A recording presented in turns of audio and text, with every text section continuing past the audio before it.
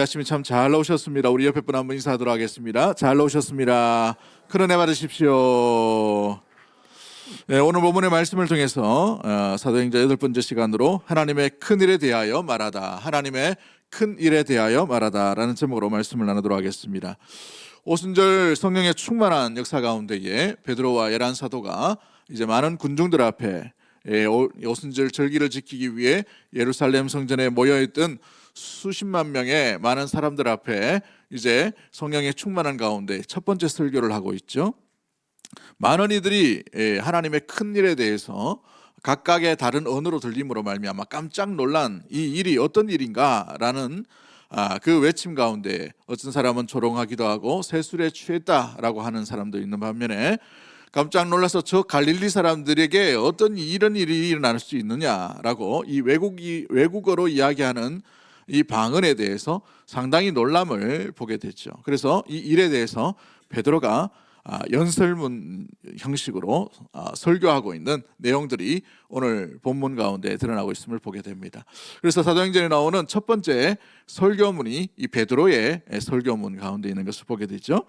베드로의 무엇보다 사도행전에는 많은 설교가 요약된 채로 등장하고 있는 것을 보게 됩니다. 전문이 실린 것이 아니라 오늘 본문의 40절 말씀에도 보면 여러 말로 더 권면하고 여러 말 가운데에서 확정하고 권면하여 이르되 라고 되어 있습니다. 그래서 상당히 많은 부분이 축약되어 있는 것을 보게 됩니다. 물론 아주 많은 전문이 담겨져 있으면 설교를 연구하거나 설교를 들을 때에 굉장히 참조가 될 만하겠지만, 그런데 굉장히 축약이 났어요. 약 3분 정도로 축약이 나는데, 그런데 이 내용 가운데에서 우리가 기억해야 될 내용들, 또 무엇보다도 핵심적으로 베드로가 다루고 있는 내용들이 무엇인지를 살펴보면 그 가운데 우리가 놓치지 말아야 될 것들이 어떤 것인지를 알 수 있겠죠. 사도행전에는 약 19번에 걸쳐서 설교문이 등장합니다. 사도행전은 총 몇 장으로 되어 있죠? 28장으로 되어 있습니다. 그래서 28장 중에 19번의 설교문이, 연설문이 있다는 것은 굉장히 많은 부분을 차지하고 있는 것을 보게 되죠. 마치 이 28장 행전이지 않습니까? 사도들의 행적에 대해서 이야기하고 있는데 그 행적이 뭐냐? 그리스도를 증거하는 설교문, 그리스도를 변정하는 변정문, 그리스도를 드러내는 연설문으로 채워져 있음을 말해주고 있어요. 그러므로 성령의 충만한 가운데 드려졌던 이 귀한 설교의 메시지의 핵심은 누구를 드러내느냐에 달려있는 것을 말해주고 있습니다. 존 스토트 목사님은 사도행전이라는 책에서 사도행전에 약 19번의 이 설교문이 등장하는데 약 8번이 베드로의 설교고 또 2번은 스데반과 야고보의 설교, 그 나머지 대부분은 바울의 설교다라고 되어 있어요. 그래서 사도행전도 베드로 중심으로 약 8장까지 이루어져 있고 9장부터는 이제 바울 중심으로 이 행적들이 이루어져 감을 말해주고 있죠. 설교문, 또 설교의 내용, 행적들, 이루어져가는 것들, 사역들이 이와 같이 순서대로 채워져 가고 이루어져 가고 있음을 말해주고 있습니다. 그러므로 이 연설, 특히 이 설교문은 전체 이 사도행전의 흐름에 있어서 굉장히 중요한 부분을 차지하고 있다는 것을 말해주고 있어요. 그런데 한번 잘 보십시오. 베드로가 어디 출신입니까?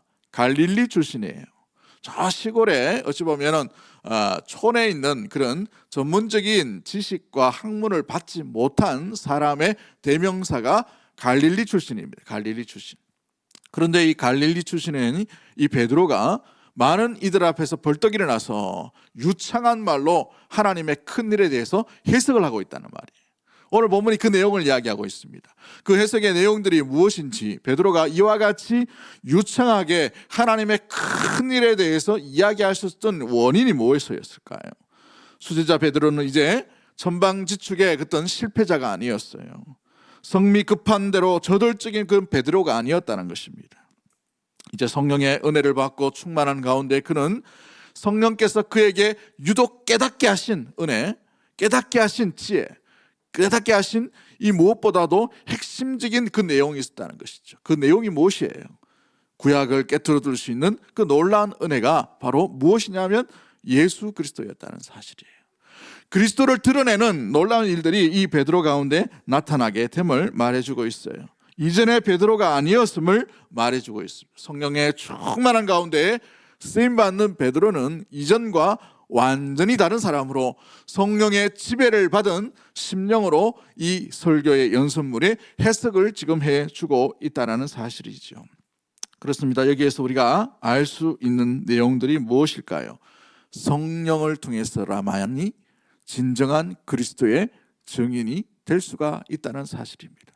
이 성령 하나님은 누구를 드러내십니까? 이 땅 가운데 구원자로 오신 예수 그리스도를 드러내고 깨닫게 하고 만나게 하고 무엇보다도 그 의미의 해석들을 밝혀 기억할 수 있도록 하시는 것이 바로 성령인 줄 믿습니다.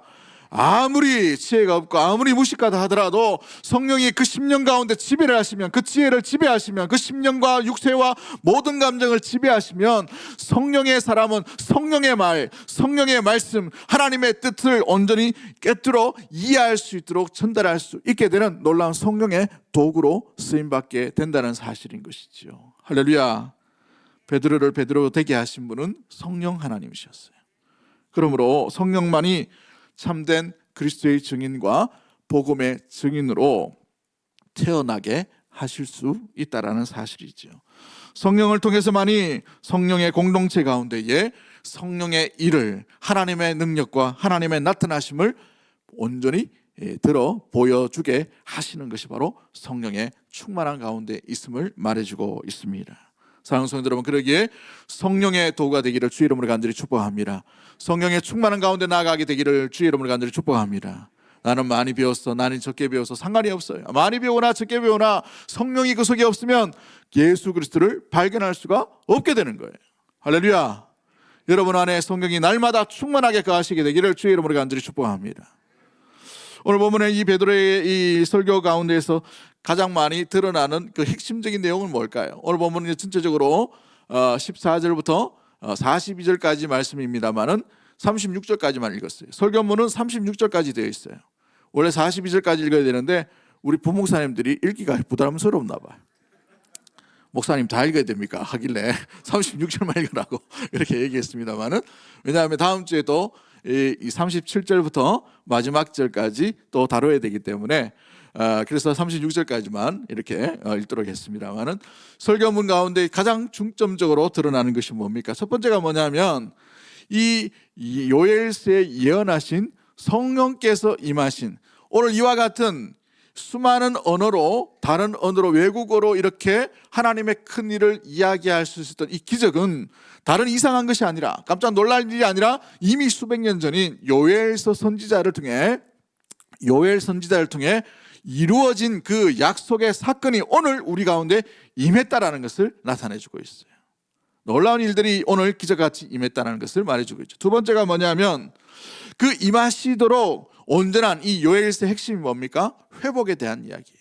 온전한 치유와 온전한 삶 가운데에 참된 구원이 어디에서 일어나는가를 성령이 임하시면 이제 모든 심령 가운데에 남자와 여자가 상관없이 모든 심령 가운데 임하실 그 하나님의 영으로 말미암아 나타난다는 것을 이야기하고, 두 번째가 뭐냐면 그 영이 오시도록 하신 분이 누구이냐? 우리 죄를 위해 담당하시고 죽으시고 또 부활하시고 승천하신 우리에게 그 성령을 보내주신 우리 주 예수 그리스도라는 것을 설명해 주는 것이 이 베드로의 모든 설교 가운데 핵심적인 부분들을 차지하고 있어요. 마지막 세 번째가 뭐냐면 이제 여러 가지 말로 확정하면서 이제 그 예수 그리스도, 이 말세지말 가운데에 구원받기 위해 그럼 어떻게 되느냐? 예수 그리스도, 오직 그 예수 그리스도만 믿기만 하면 누구든지 주의 이름을 부르는 자는 뭘 받는다고 되어 있어요? 구원을 얻으리라 라고 되어 있는 것 같은 말씀처럼, 이제 이 베드로의 이 메시지는 많은 이들 군중들을 향하여서 성령의 충만한 그 은혜의 뜻을 전달하면서 각성케 하고 건면합니다. 도전하게 돼요. 어떡할래? 이 시대 가운데. 그러므로 말미암아 많은 이들이 양심의 찔림을 받고 주님 앞에 나옴으로 말미암아 베드로가 구원받는 길을 이야기하죠. 회개하고 세례를 받으라 라고 이렇게 메시지를 하고 있는 것이 오늘 이 36절까지 핵심적인 말씀의 요약 부분을 이야기하고 있습니다. 자, 그렇다면 우리가 구체적으로 오늘 이 말씀 가운데에 베드로의 이 메시지 가운데 기억해야 될 첫 번째가 뭡니까? 구약 가운데에 말씀하시고 예언하시고 약속의 주인공으로 오신 분이 누구예요? 예수 그리스도라는 것을 설명해 주고 있어요. 14절부터 20절까지 말씀 가운데에 베드로의 첫 설교에 무엇보다도 유대인들이 혼란스러워하는 이 사건, 각 나라의 언어들로 자기들이 들을 수 있도록 된 이 일에 대한 그 설명을 이상하게 여기지 말고 수백 년 전 이루어진 그 약속의 예언의 말씀이 오늘 이루어졌던 요엘 선지자 통해서 약속에 임하시는 성령의 놀라운 임재, 찾아오심, 우리와 함께 하시기 위해 떠나지 않는 영이 우리 가운데 임하셨다는 사건을 온전히 해석해 주고 있는 것을 말해 주고 있어요. 오늘 이 베드로의 설교에는요, 구약의 성경을 세 구분대를 인용하는 것을 보게 됩니다. 첫 번째가 아까 우리가 말씀드렸던 요엘서 2장 28절부터 32절까지의 말씀이에요. 마지막 날에 성령이 온 심령 가운데 모든 남자와 여종, 남녀 가운데 떠나지 아니하고 함께 임하실 것이라고 되어 있어요. 왜 남종과 여종 가운데 동일하게 임한다라고 이렇게 했을까요? 구약에는 어떤 일이 일어났습니까? 구약의 성령이 임하실 때를 한번 잘 생각해 보십시오. 구약의 성령은 사역의 영으로 임하셨어요. 뭔가 일이 필요하실 때 강력하게 임하셨던 것을 보게 됩니다. 삼손에게 임하시고, 또 말씀 가운데 나타나실 때에 아브라함 가운데도, 또 여러 가지 삶 가운데 다윗에게도 임할 때에 사역의 영으로 임하셨던 것을 보게 돼요. 그런데 그때에 대부분이 임하셨던 성령이 누구에게 임합니까? 남자에게 임해요. 남성 중심으로 임하는 것을 보게 되죠. 그런데 오늘 이 성령은 이 신약 시대 가운데 예수 그리스도로 말미암아 보내진 하나님의 영, 우리와 떠나지 아니하고 함께 하시는 그 영은 누구에게 임하신다고 되어 있어요? 남자와 여자와 상관없이 남녀노소 모두에게 동일하게 임하심으로 말미암아 동일한 심령으로 말미암아 온전한 회복, 완벽한 회복을 주시기 위해 성령 하나님이 우리 가운데 오셨다는 것을 설명해 주고 있다는 거죠. 두 번째 모습은 무엇을 인용하고 있습니까? 사도행전 2장 25절과 28절 말씀 가운데에 시편 16편 8절과 11절을 인용하면서 예수 그리스도께서 이 땅 가운데 오심에 대한, 이 성령을 보내주시기 위해 누가 오셨는가? 예수 그리스도가 오셨는데, 그 예수 그리스도는 그냥 오신 것이 아니라 시편에 이미 다윗이 선지자로서 놀랍게 하나님의 영의 감동을 받음으로 말미암아 예언한 그 예언의 말씀 그대로 온전히 이 땅 가운데 오셨다는 거예요. 오셔서 우리를 위해 죽으시고 십자가에 달려 죽으심 가운데 나타났던 그 모든 일들을 시편 16편 8절부터 11절까지의 예언의 말씀을 해석하고 있다는 사실이죠. 세 번째 인정하는 부분은 무엇입니까? 사도행전 2장 34절과 35절 말씀 가운데 나오는 이 내용의 말씀 가운데 예수 그리스도의 부활하심과 승천하심에 대한 내용을 시편 110편 1절 말씀을 인용하면서 예수 그리스도께서 온전히 약속의 말씀대로 죽은 대로 끝나는 것이 아니라 그 육체가 상하지 아니하고 썩지 아니하시고 온전히 하나님 나라의 오른편 가운데에 거하심으로 말미암아 우리를 위해 끝까지 살아계시고 중보하시는, 부활하시고 승천하시는 그 예수 그리스도 메시아에 대해서 온전히 설명하고 있는 내용들을 인용하고 있다는 사실이죠. 그로 말미암아 구약의 모든 내용, 모든 예언, 모든 약속은 누구를 향하고 있다는 것을 이야기합니까? 예수님을 향하고 있다는 설명을 베드로가 지금 하고 있다는 것이지. 그토록 오래 수백 년, 수천 년 동안 우리의 고통과 우리의 아픔과 우리의 이 질병과 우리의 슬픔과 우리의 모든 이 질고를 대신 짊어지기 위해 누가 오셨는가?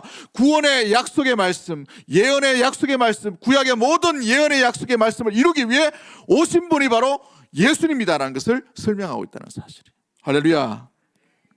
그렇습니다. 그 예수님을 소개하고 있다는 사실이죠. 근데 놀라운 것은 이와 같이 구약을 꿰뚫고 있는 이 베드로의 놀라운 지혜와 이 학식과 이 놀랍게 말이 막히지 않는 유창하게 담대하게 말할 수 있었던 그 놀라운 베드로의 모습을 한번 잘 보십시오. 이전의 베드로와는 완전히 달라져 있는 것을 보게 되죠. 이전의 베드로는 어땠습니까? 급한 사람이에요. 말보다는 행동파였습니다. 사람을 쳐 죽이기 위해 칼을 뺐던 사람이에요. 그러나 성령의 충만한 가운데 그가 사로잡힘을 당할 때에 성령께서 그를 지배하셨어요. 다스리셨단 말이죠.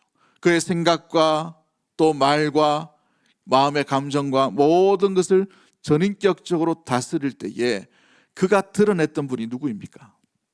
예수 그리스도이죠. 그렇습니다. 성령은 우리 가운데 임하심으로 말미암아 누구를 드러내게 하셔요? 예수님을 드러내게 한다는 말이죠. 우리의 성질을 드러내는 것이 아니에요. 우리의 어떤 인격을 드러내는 것이 아닙니다. 우리의 가치관을 드러내는 것이 아니에요. 우리의 생각의 철학을 드러내는 것이 아닙니다. 성령의 충만함은 임할 때에 믿음의 심령과 가정과 교회는 누구를 드러내야 되는 것이에요? 예수 그리스도를 드러내는 줄 믿습니다. 그 예수 그리스도를 드러낼 수 있는데 귀하게 쓰임받을 수 있는 성령의 충만한 은혜의 모든 성도들이 되기를 주의 이름으로 간절히 축복합니다.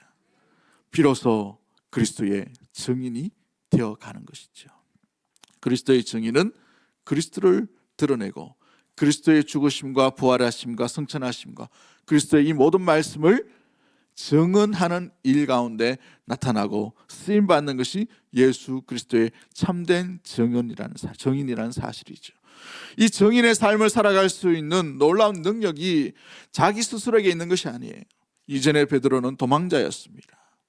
가장 먼저 예수님을 따르고 가장 먼저 가까이 함께했던 베드로였습니다마는 예수님을 가장 많이 부인하고 저주했던 사람이에요. 여종의 그 말 한마디에 무너졌던 사람이죠.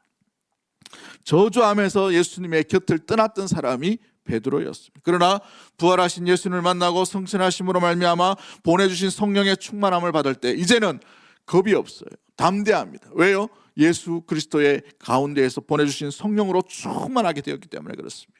사랑하는 성도 여러분, 그러기에 믿음의 성도와 주의 일을 감당할 때, 주의 역사와 주의 이 놀라운 이 봉사를 할 때에 여러분의 힘으로 무장되지 말고 성령의 충만함을 받는 믿음의 모든 가족들이 되기를 주의 이름으로 간절히 축복합니다. 베드로에게 임하신 성령으로 말미암아 이와 같이 담대하게 예수 그리스도를 드러낼 수가 있었다는 사실이죠. 요한복음 15장 26절 말씀에 내가 아버지께로부터 너희에게 보낼 보혜사 곧 아버지께로부터 오시는 진리의 성령이 오실 때에 그가 나를 어떻게 한다고 되어 있습니까? 증언한다라고 되어 있어요. 베드로를 통해 성령께서 예수님을 증언할 수 있도록 하시는 것이죠. 물론 베드로가 했습니다마는 베드로가 쓰임받을 수 있도록 온전히 하게 하신 분이 누구이냐? 성령이 하셨다는 사실입니다.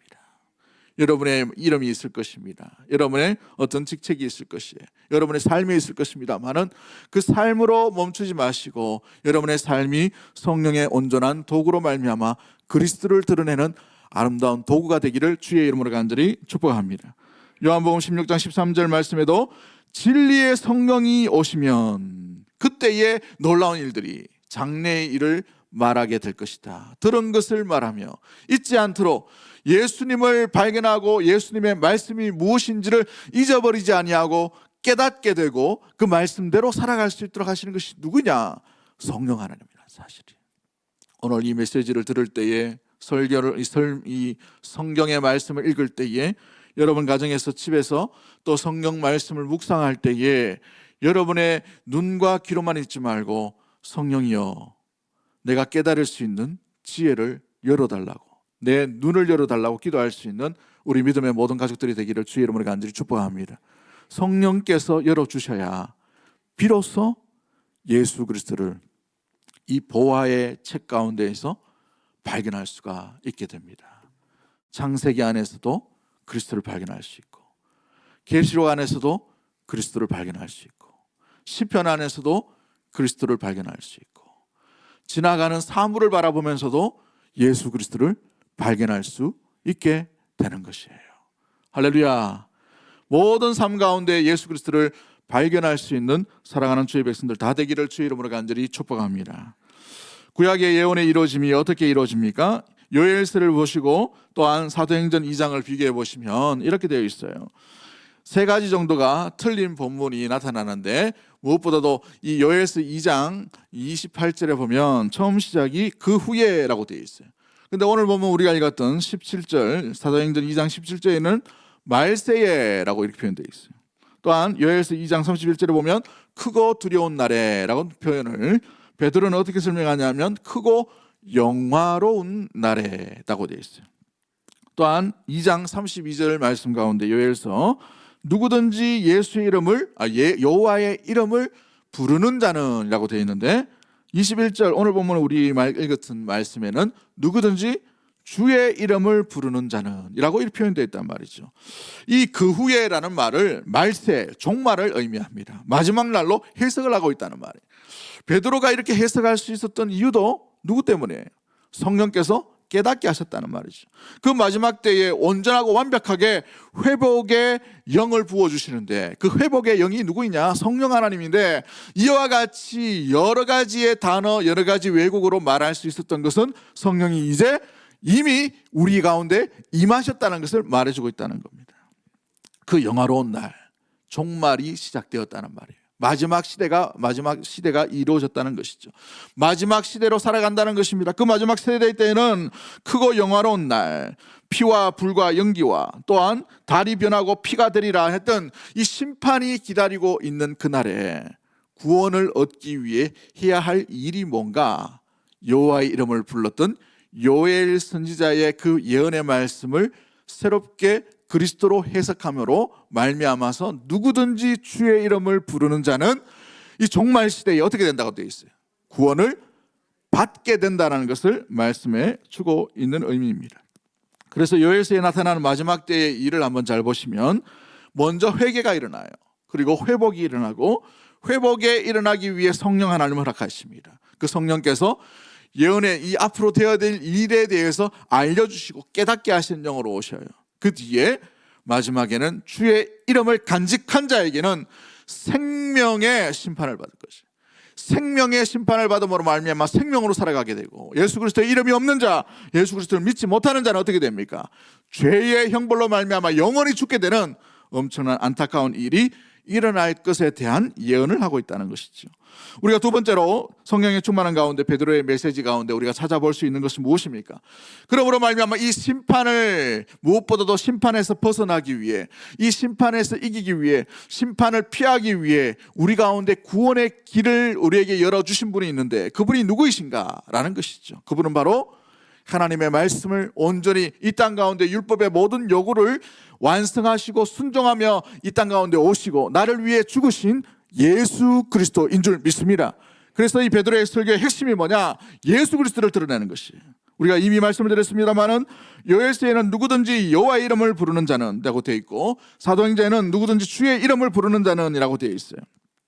이걸 보시면서 오늘 본문인 36절 말씀 가운데 해석을 해놨죠. 베드로가 어떻게 해석합니까? 36절 말씀 우리 다 같이 봅니다. 시작.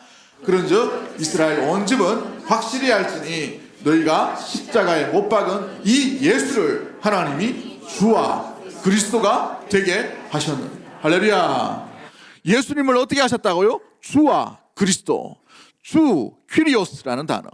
누구든지 주의 이름을 부르는 자, 누구든지 여호와의 이름을 부르는 자를 예수 그리스도로 해석해서 그리스도만이 구원자이심을 드러내 보고 있다는 사실이죠. 초대교회의 핵심의 신앙의 고백이 뭔지 아십니까? 주는 그리스도시요 살아계신 하나님의 아들이십니다. 이 고백이에요.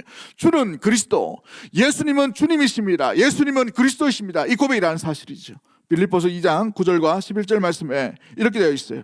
이러므로 하나님이 그를 지극히 높여 모든 이름 위에 뛰어난 이름을 주사 하늘에 있는 자들과 땅에 있는 자들과 땅 아래에 있는 자들로 모든 무릎을 예수의 이름에 꿇게 하시고 모든 입으로 예수 그리스도를 뭐라고 시인한다고 되어 있어요?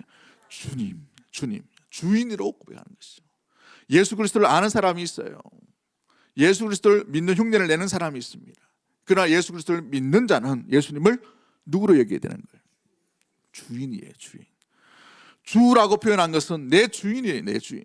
내 주인이라는 말은 주님의 말씀과 주님의 명령과 주의 뜻과 주님께서 걸어가신 방향으로 살아가는 자가 주인을 모시고 살아가는 자예요. 이게 바로 내 예수님이 나의 주인이십니다라는 고백을 할 수 있는 그리스도의 증인의 온전한 삶 마음 가운데에 일어나게 있는 것을 보게 되죠. 신약 성경은 끊임없이 예수님이 누구인지를 드러내주고 있어요. 마가복음 1장 1절에 시작하게 말씀 가운데 뭐라고 되어 있습니까? 하나님은 하나님의 아들 예수 그리스도의 시작이라고 되어 있어요. 하나님의 아들로 표현하고 있습니다. 하나님으로 표현하고 있어요. 예수님은 하나님이십니다라는 표현하고 있어요. 누가복음 2장 11절 말씀에 이 누가복음 가운데 누가는 어떻게 예수님을 표현하고 있습니까? 오늘 다윗의 동네에 너희를 위하여 누가 나셨다라고 되어 있어요. 우리의 주인이 나타나셨다. 우리의 구원하실 주인이 나타나셨다는 거예요. 우리 주가 나타나셨다. 그리스도 주신이라고 되어 있어요. 마가복음 8장 29절 말씀에 또 물으시되 너희는 나를 누구라 하느냐? 베드로가 대답하여 이르되 주는 그리스도요. 내 주인이라는 말이죠. 내 주인이라. 마태복음 16장 16절에 유명한 말씀이 있죠. 시몬 베드로가 대답하여 이르되 주는 그리스도시요 살아계신 하나님의 아들이십니다라고 예수님을 주인으로 표현하고 있다는 사실입니다. 야고보서 1장 1절에도 예수님의 동생이었던 야고보가 뭐라고 고백합니까? 하나님과 주 예수 그리스도의 종 야고보는이라고 되어 있어요. 주 예수 그리스도라고 되어 있죠. 여러분 그렇습니다. 예수님은 그리스도인 줄 믿습니다. 예수님은 주님이신 줄 믿습니다. 예수님은 나의 구원자이신 줄 믿습니다. 예수님은 하나님이신 줄 믿습니다. 예수님이 나의 주인인 줄 믿습니다. 예수님이 누구인지를 잃어버리면 그 내 마음속에 주인이 누구인지를 따라서 그 주인의 행세를 하는 거예요. 돈이 주인이면 돈대로 행동하는 거예요. 돈을 따라 살아가는 거예요. 명예가 주인이면 명예대로 살아가는 거예요. 여러분의 생각에 있는 세상의 가치관들이 나의 주인으로 자리 잡고 있으면 그 주인이 이야기하는 대로 명령하는 대로 감정을 들려주는 대로 행동하게 되어 있어요. 그러나 예수 그리스도께서 나의 주인이시면 그 주인의 명령이 가장 삶의 우선순위로 살아가게 되는 줄 믿습니다. 우리 삶을 한번 점검해 보십시오. 우리는 예수 그리스도를 주로 모시고 있는지, 우리 예수 그리스도를 내 주인으로 삼고 있는지, 예수 그리스도를 아는 정도의 아니에요. 예수 그리스도가 누구인지 아는 정도가 아니에요. 예수 그리스도를 나의 주인으로 모실 때에 비로소 예수님의 증인의 삶을 삶으로 말미암아 예수님의 명령대로 예수님의 말씀대로 삶을 살아가게 되어 가는 것이죠. 사랑하는 성도 여러분 그렇습니다. 우리가 신앙의 길을 제대로 갈 수 있는 것은 주인이 누구인가를 정확하게 알아야 하는 것이죠. 여러분에게 예수님은 누구이십니까? 여러분이 지금 붙들고 있는 분, 그분은 우리에게 어떤 분으로 나타나는 거예요? 좋은 격언을 이야기하시는 분, 좋은 메시지를 들려주시는 분 아니에요. 우리의 주인이신 줄 믿습니다. 초대교회의 신앙의 고백은 주인으로 예수님을 모심으로 말미암아 나의 구주가 누구인지를 정확하게 알았다는 것이죠. 그러므로 말미암아 그 주인 가운데 가할 때에 그 주인으로부터 생명의 길, 구원의 길이 열려져 있음을 알고 주인이 걸어가신 길, 그 십자가의 길이라 하더라도 좁은 길이라 하더라도 온전히 함께 나아가는 참된 증인의 삶을 살아갈 수 있게 되는 것이죠. 그 증인의 삶을 살아갈 수 있도록 능력을 더해 주신 분이 바로 성령 하나님이시라는 사실인 겁니다. 베드로의 설교의 마지막은 무엇입니까? 그렇다면 어떻게 살 것인가? 그렇다면 이 구원의 길 가운데 예수 그리스도를 알고 주님으로 모실 때에 우리가 어떤 구원, 어떤 길로 그 구원의 길을 이루어 나갈 것인가를 고민하고 있어요. 도전하고 있지요. 오늘 38절 말씀에 베드로의 도전을 같이 한번 읽어봅니다. 베드로의 도전을 읽어보죠. 시작. 베드로가 이르되 각각 예수 그리스도의 이름으로 세례를 받고 죄 사함을 받으라. 그리하면 성령의 선물을 받으리니. 아멘. 너희가 어떻게 한다고요?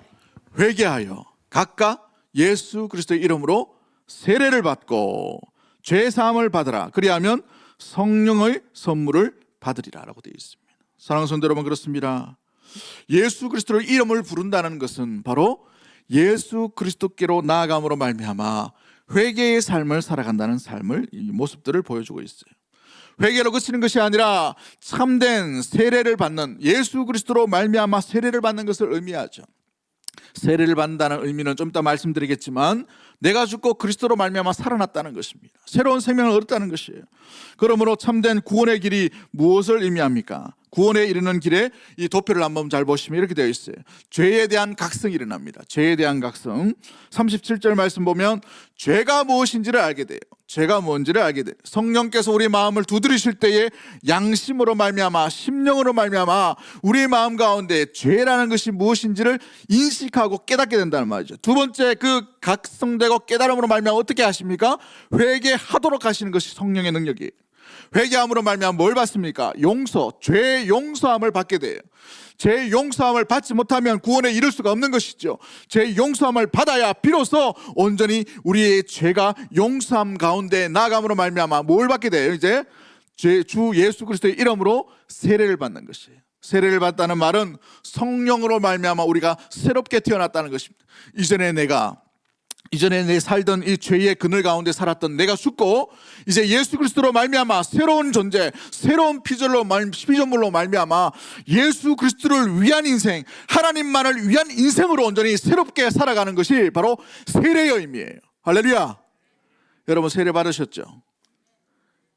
이 말씀을 듣고 나면 세례 다시 받아야 되나 이런 생각이 들 겁니다. 아니에요. 한 번 받은 그 세례 가운데 여러분 의미를 다시 한번 기억하셔야 됩니다. 세례 받았다는 것은 누구 이름을 받는 거예요? 예수 그리스도 이름으로.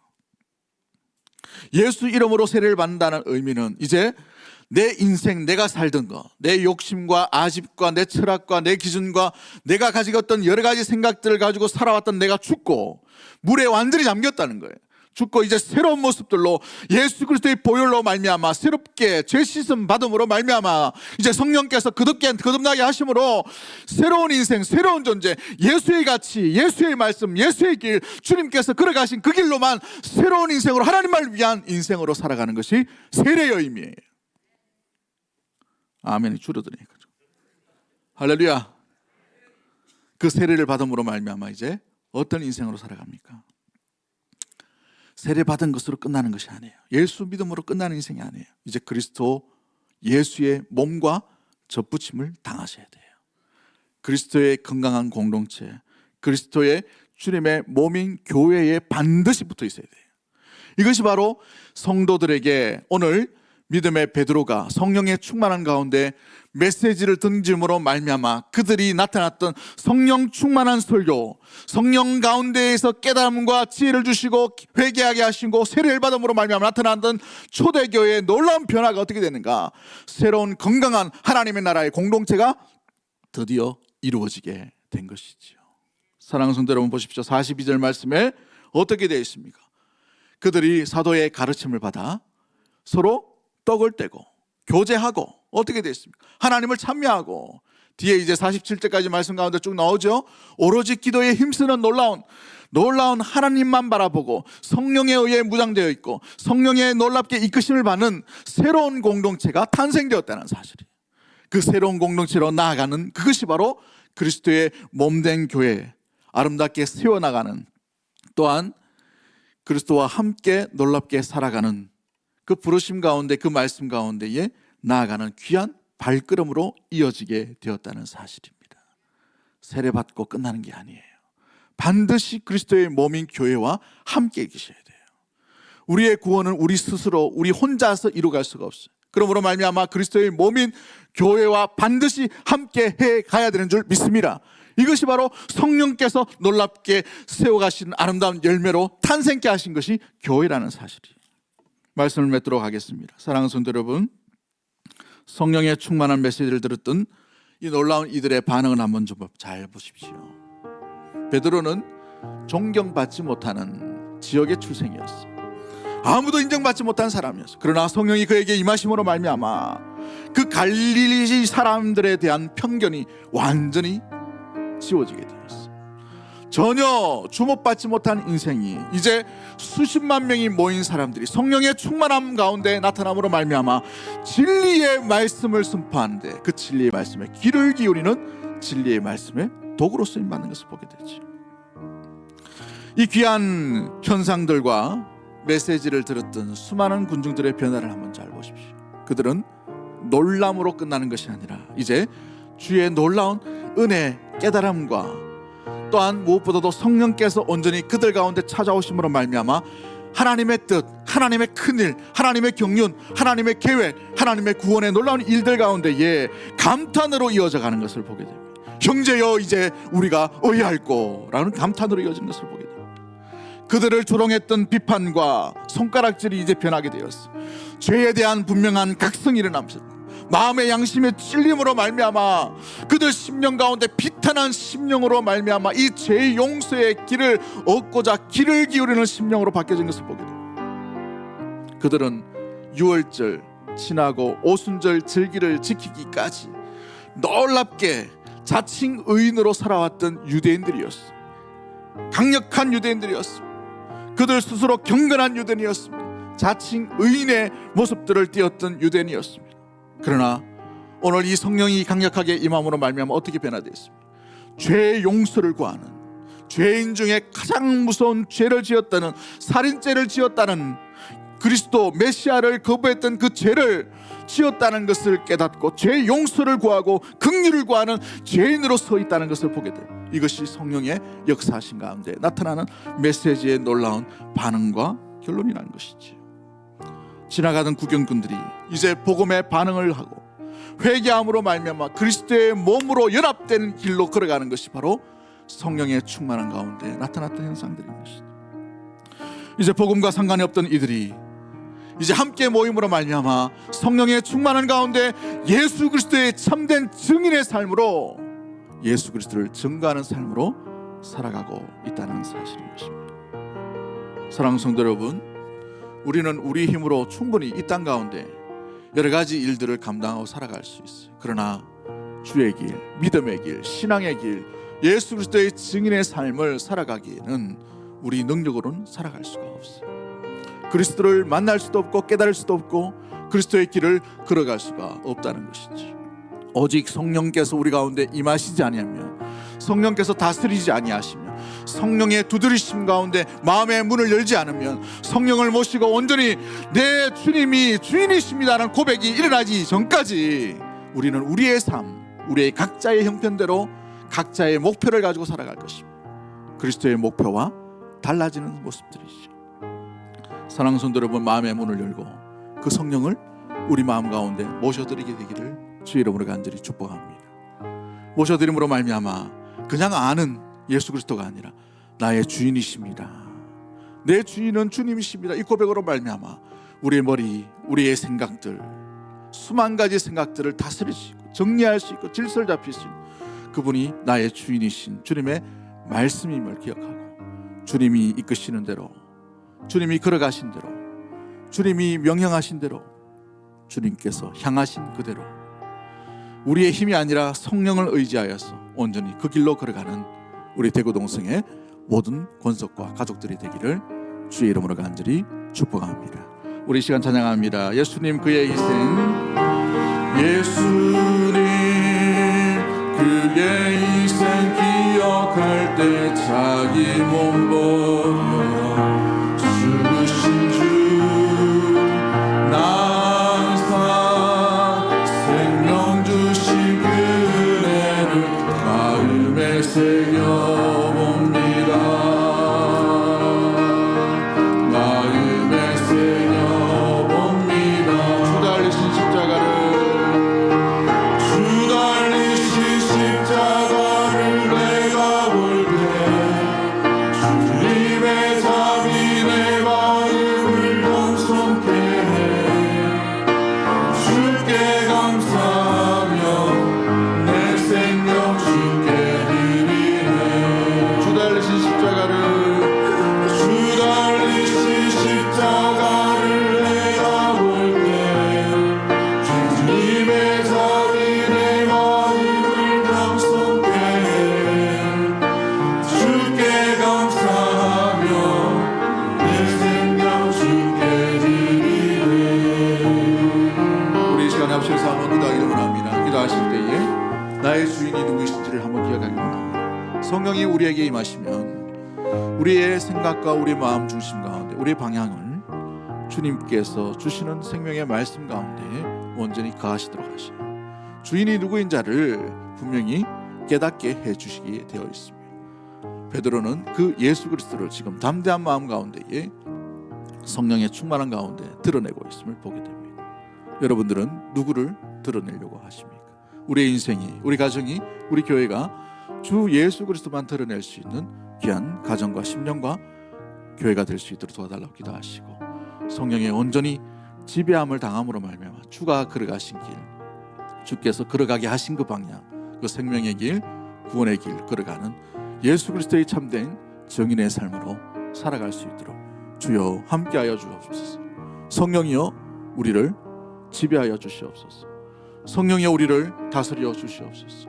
그냥 지배하는 것이 아니라 충만하게 우리를 온전히 다스려 주심으로 말미암아 주의 길, 그 그리스도의 몸과 함께 온전히 살아갈 수 있는 주의 백성 될 수 있도록 도와달라고, 그런 마음 가지고 우리 주여 한번 외치고 동성으로 합심해서 한번 기도하도록 하겠습니다.